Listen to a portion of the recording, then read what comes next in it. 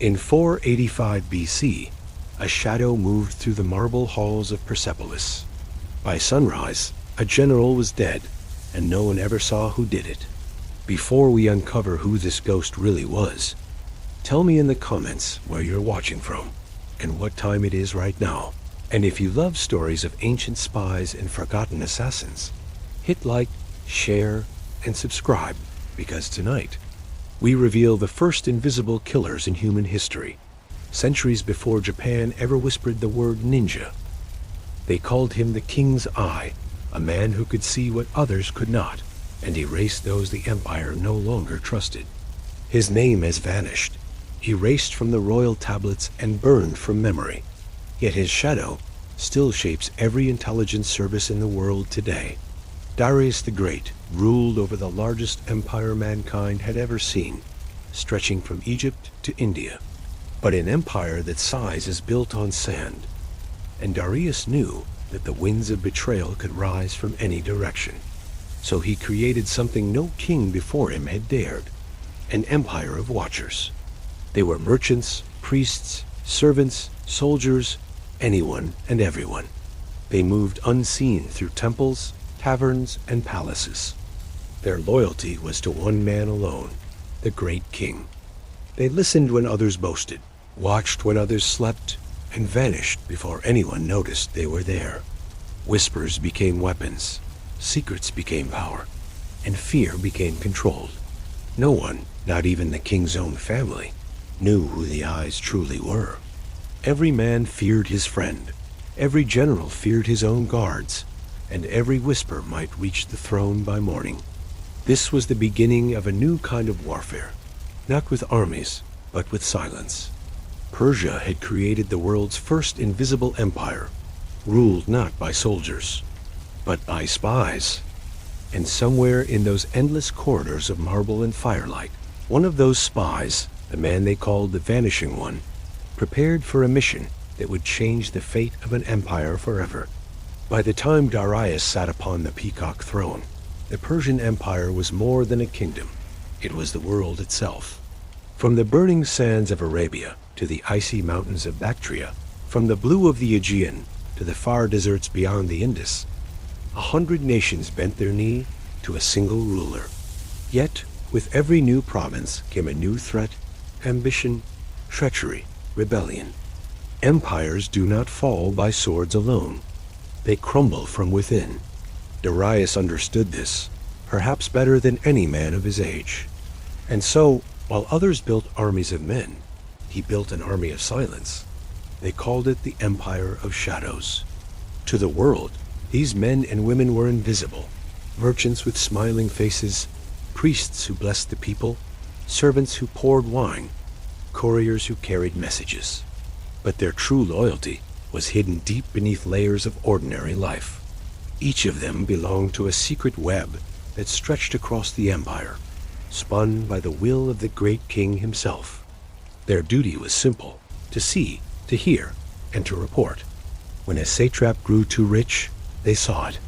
When a general spoke too freely, they heard it.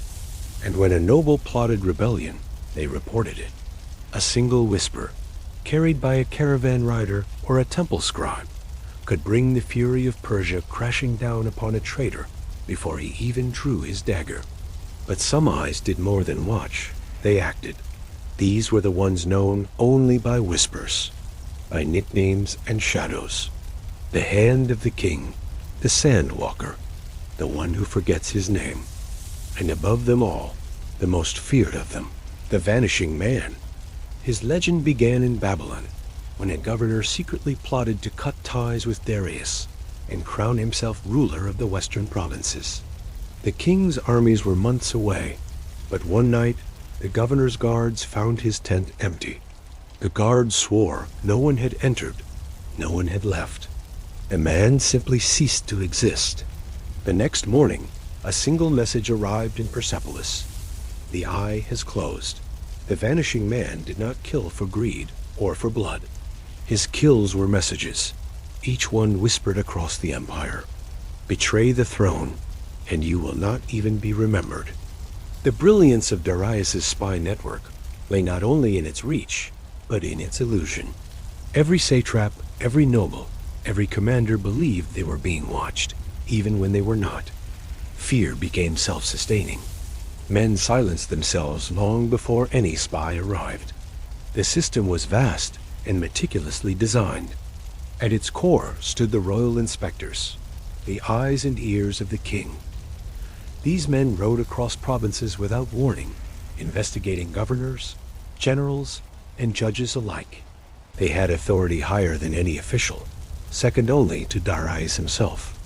A single report from them could end a career, a family, or a dynasty. But beneath the inspectors worked a darker tier, informants hidden among common people, embedded in cities, ports, and temples. They used coded language written on clay tablets, invisible ink made from crushed pomegranate skins, or messages carved beneath merchant seals. And further still, in the shadows of shadows, were the eliminators, trained agents who ended threats the moment they began. They were not soldiers. They fought with silence, poison, misdirection, and the art of disappearance. No armor, no banners, no witnesses. They were taught to blend into their surroundings so completely that even death itself could not remember their faces. Historians speak of Japan's ninjas as masters of stealth, but 2,000 years before them, Persia had already perfected the same craft.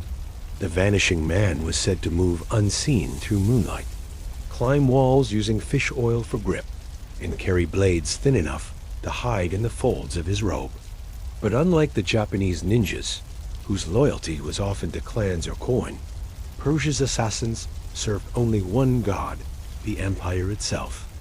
Their oaths were sealed in the name of Ahura Mazda, the god of light and truth. Ironically, they served truth through deception. To them, loyalty justified any lie, any shadow, any blade. And yet, even they were not immune to fear. For behind them stood an even greater eye, Darius himself. Every spy, every assassin, every agent knew that if they turned traitor, they would vanish just like their victims. The king watched the watchers. The system devoured itself to stay pure. But it worked. For nearly 40 years, Darius's empire ran like a perfect machine. Trade flowed, rebellions were crushed before they began, and neighboring kingdoms trembled at the mere mention of the eyes. Persia ruled not only through might, but through the illusion of omniscience. There is an ancient saying carved into one of the ruined walls of Persepolis, its origin lost, its meaning whispered only by historians. The truth has no refuge from the gaze of the king. To the people of the empire, that was not poetry. It was reality. In every market, a stranger might be listening. In every temple, a priest might be reporting your words. In every caravan, one rider might not be what he seems. And so a new culture emerged, one of caution, secrecy, and quiet obedience. Darius didn't need to rule with constant violence. He ruled with the fear of unseen consequences. The eye had made the world small. No secret could hide long enough to grow into rebellion. But the king's eye, the Vanishing Man, began to sense something else, something that no report dared mention. Within the very heart of this web, another force was moving, hidden even from Darius himself. Some claimed it began as a sect of priests, men who believed the king had become too powerful, that his eye now rivaled that of the gods. Others believed it was a group of former agents, those who had learned the secrets of the system and decided to use them for themselves. They had a name only whispered in fear, the Forgotten Hands. They were the ones who vanished not because the king ordered it, but because they chose to. No one knew how many they were, or where they hid. They had seen everything, every code, every secret, every weakness. If they turned against the empire, no wall, no army, no throne would save it. The Vanishing Man began to follow traces, intercepted clay messages, strange disappearances among the eyes, cryptic symbols scratched into temple walls. The signs all pointed to one thing: the empire's greatest weapon was beginning to fracture. And for the first time in his life, the man who had made others disappear realized that someone might now be watching him. The hunter was becoming the hunted. What began as the perfect system of control was turning into a battlefield of shadows. And deep within the grand palace of Persepolis, Darius himself could feel it. That uneasy silence before an empire begins to unravel. The Vanishing Man's next mission would no longer be about loyalty or assassination. It would be about survival. The Empire had taught him to erase enemies in darkness. But how do you erase a ghost that was born from the same shadow as you?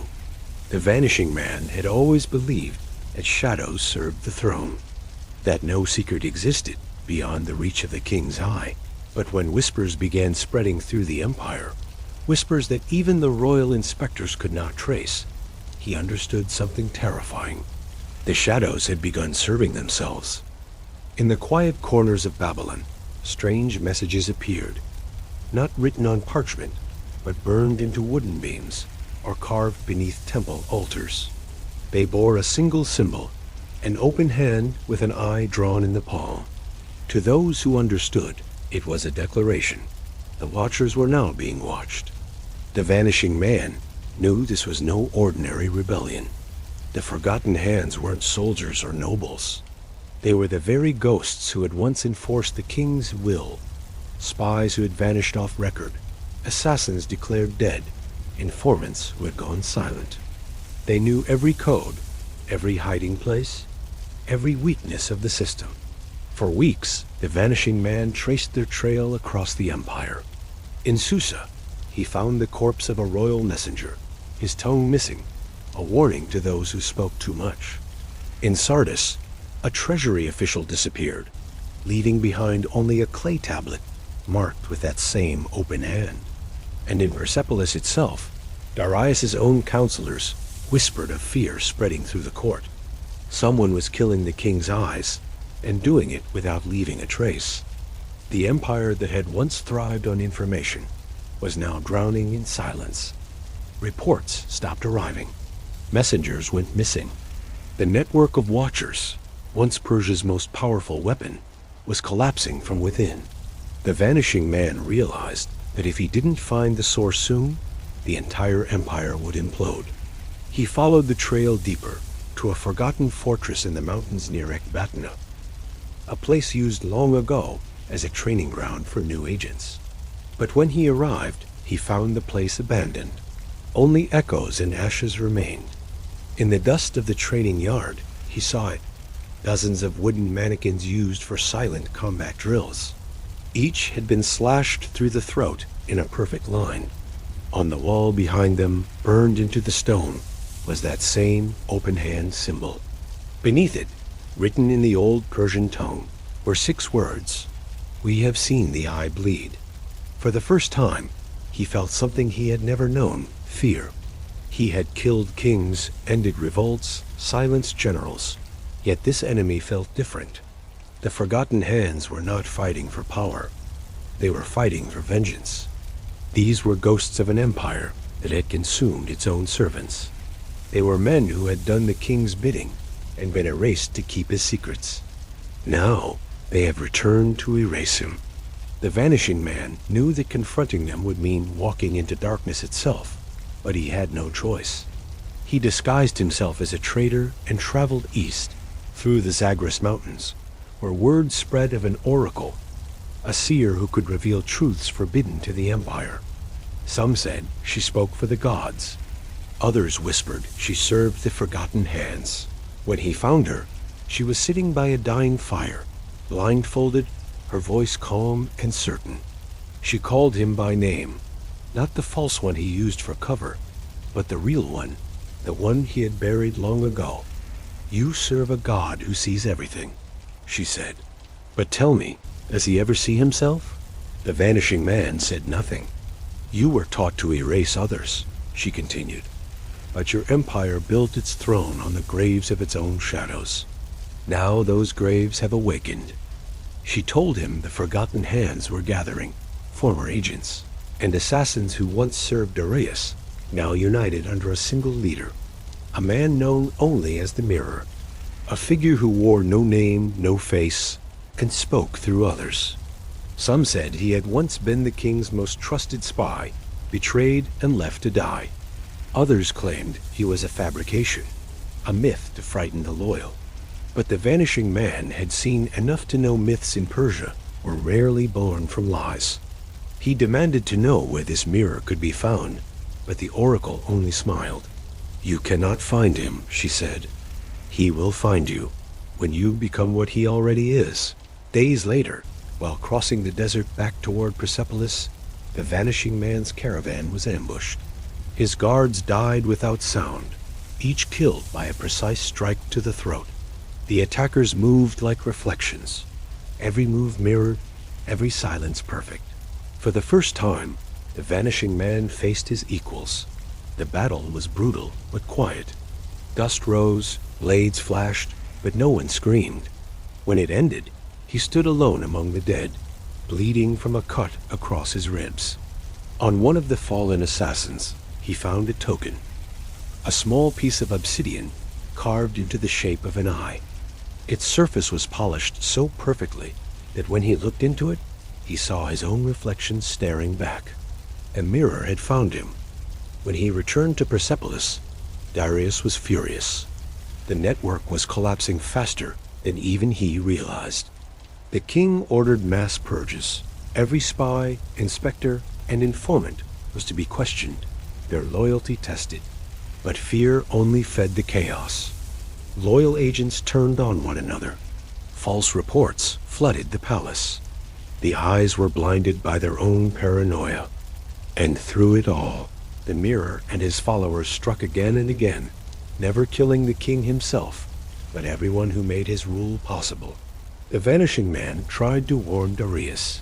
He told him that this was not a rebellion to crush, but a mirror of his own creation, that the system of total control had given birth to its own destroyers. But Darius would not listen. To admit that his spies were rebelling was to admit that his power was an illusion. So the king did what kings always do when fear consumes them. He tried to kill what he could not understand. He ordered the Vanishing Man to find and destroy the mirror at any cost.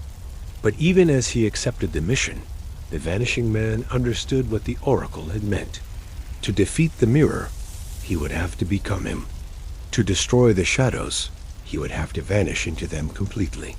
That night, he left Persepolis without a trace. Some said he fled. Others claimed he was hunting.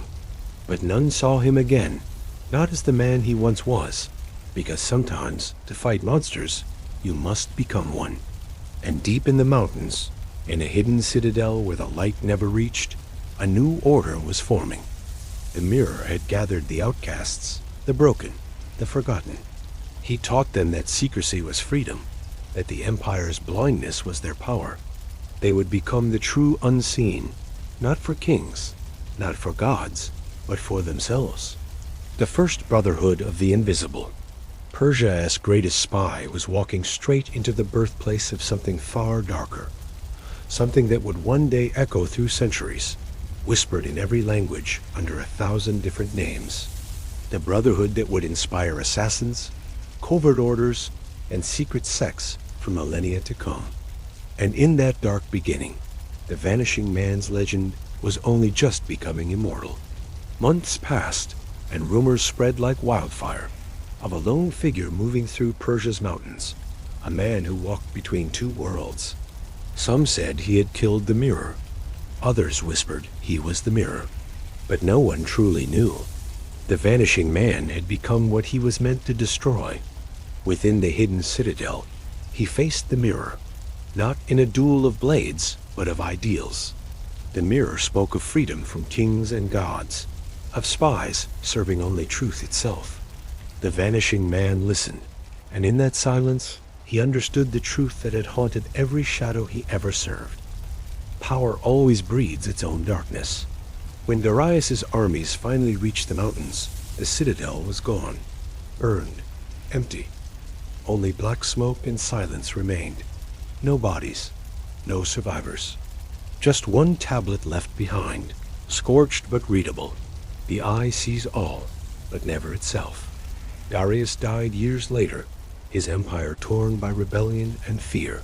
Yet across Persia, stories began to rise of unseen killers who struck in the name of balance, not power. They left no traces, only whispers and symbols of the open hand. Some served kings, some served faith, but all traced their origin back to one ghost, the Vanishing Man. He had become more than a spy, more than an assassin. He had become an idea, the first of a long bloodline of invisible men who shaped history from the dark. The prototype for every secret order, every hidden blade, every silent watcher who would follow. They were the unseen architects of history, born not from myth, but from the ashes of Persia's greatest empire. And though his name was erased, his legacy endured through centuries.